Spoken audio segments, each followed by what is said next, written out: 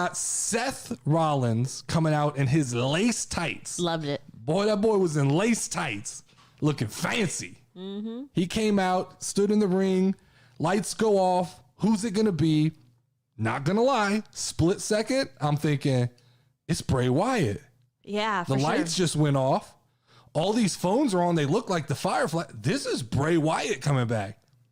Music hits. The fucking building explodes.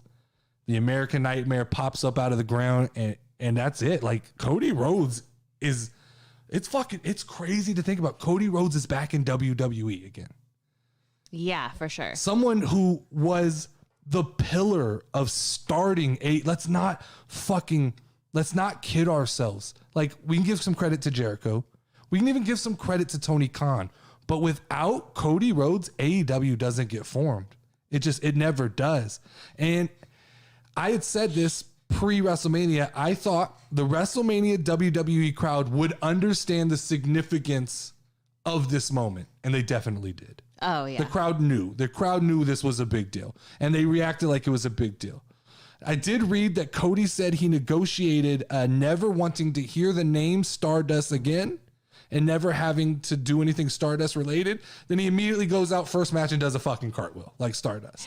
And I saw him talk about it afterwards and he was like, what the fuck was I doing? He was like, I was in the moment and I immediately go do something Stardust. But that was a cool little nod. It was neat in the match that both guys kept teasing a pedigree, Triple H's move, because they both kind of have links and ties back to Triple H. So I thought that was a cool little like nod to Triple H. All right.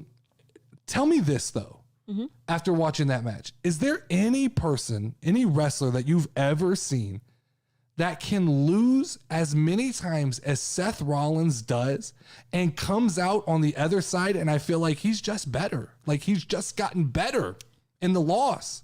No, Like, I mean, I get what you're saying, though. You still love him. Like, when Bray Wyatt was wrestling, he lost a lot, and I always felt like it hurt him in the end. I never felt like he came out stronger. When Seth Rollins loses, I always feel like he comes out on the other side, and we're like, well, yeah, that's Seth, and he's just going to be better later. I always feel like he has a next diabolical scheme. Exactly. So it's okay. He kind of knows how to make us forget about those moments. And I think that's kind of the magic of Seth Rollins, is that he doesn't need a title and he doesn't even need to win to be an important part of what WWE is doing.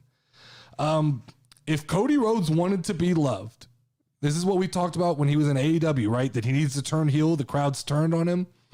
If Cody Rhodes' ultimate goal was to be loved, he found home. Because the WWE crowd, they've embraced him. They're like hanging on every word he says. He went to the right place.